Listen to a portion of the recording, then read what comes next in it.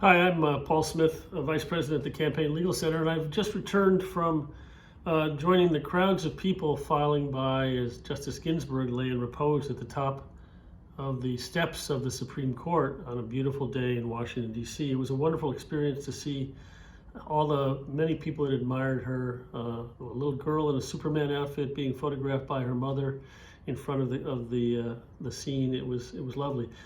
What that did is it sparked a lot of memories for me of Justice Ginsburg, and she and I go back quite a ways together.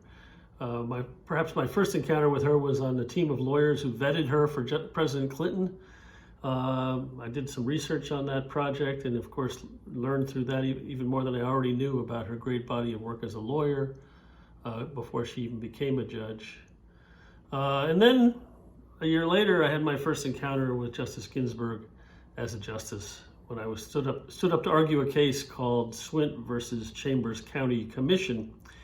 And we had in that case a rather unusual, novel theory of how the case was within the jurisdiction of the Court of Appeals, and she was having absolutely none of it. She was a stickler for the rules and believed that rules make the law work more fairly and more efficiently, but mostly more fairly.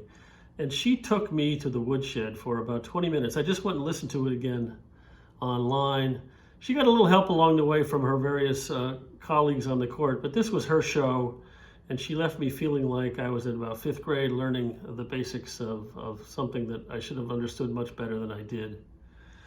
Fortunately, I got to see her in other contexts, more successful contexts. I got the opportunities a few years later to become very involved in the movement for LGBTQ equality, and one part of that was arguing a case called Lawrence versus Texas back in 2003, where the issue was whether you could put people in jail for gay sexual behavior.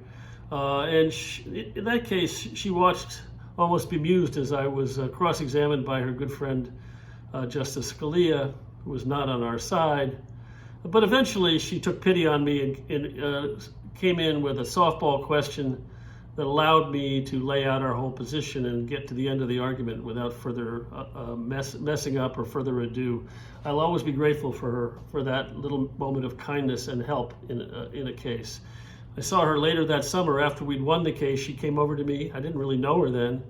And she said, "Oh, you must be having a good summer, Mr. Smith." And she had a little impish smile. She was clearly delighted that the court had embarked on the path of LGBT equality finally in 2003. And it was a series of things that happened over the years in which she participated actively. And my other favorite memory of her relating to gay rights was in 2013 when the Windsor case was argued. This was the challenge to the Defense of Marriage Act under which the federal government wouldn't recognize your marriage under state law. If you were a same-sex couple, you were not considered married for federal purposes. And she said, "How can that be tolerated? You end up with kind of a skim milk marriage, only partly a marriage." And it was the line that stole the show and really crystallized what the case was really about in a way that was remarkable. But of course, Justice Ginsburg was also a key part of all the efforts those of us have been making over the years to make our democracy work better. She was always there for us on those issues. She wrote the stirring dissent in the odious Shelby County case, throwing out the most important part of the Voting Rights Act. She was against the voter ID laws and always believed that our democracy should be made more fair, not less, by the way it gets regulated. My favorite memory of her in that context is probably from 2017. I was arguing a gerrymandering case out of Wisconsin called Gill versus Whitford. And we were really hoping we would finally get 5 votes to do something about the scourge of gerrymandering in our democracy. Unfortunately, we didn't, but it was during that argument that Justice Gorsuch took me on a little tour of all the amendments in the Constitution he could think of. And the idea was he was professing he just didn't understand what in the Constitution could possibly limit the ability of states to make the democracy unfair by biased drawing of districts. And this little voice came popping up from the other end of the bench saying, "What about the 14th Amendment? You ever hear of Baker versus Carr?" And it shut Justice Gorsuch up rather summarily, I must say, and made a point in a way that was much more effective than anything I could have said. And of course, it was right. She was right. This was a case about the 14th Amendment and equal protection, and that had always been obvious. So she was great as a justice. But I also had, fortunately, and my great good fortune, the opportunity to get to know Justice Ginsburg as a person in more recent times. This came about in part because I was involved with a musical festival out in the countryside in Virginia called the Castleton Festival, and it happened that we put on the world premiere of a new opera called Scalia Ginsburg, an opera that celebrated the long ideological fight but great friendship of these two justices. And she came out for the premiere.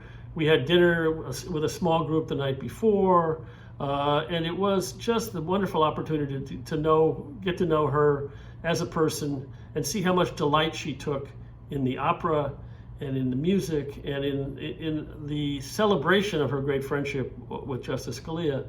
A friendship which I ultimately used when I spoke a couple years later to the freshman class at Amherst College, where I'm on the board of trustees. And I was asked to give the sort of big freshman lecture right in their week of orientation. And I decided I would talk about how friendships can bridge ideological divides and how disagreement doesn't have to be disagreeable. And of course, the best example of that was Justice Scalia and Justice Ginsburg. And I talked about how they're going to be confronting in their college experience people of all different stripes, people of all different experiences, and they should value that and learn from it, and talked about how both Justice Scalia and Justice Ginsburg said that their friendship, but also their antagonism on the merits, made their opinions stronger, made them better justices.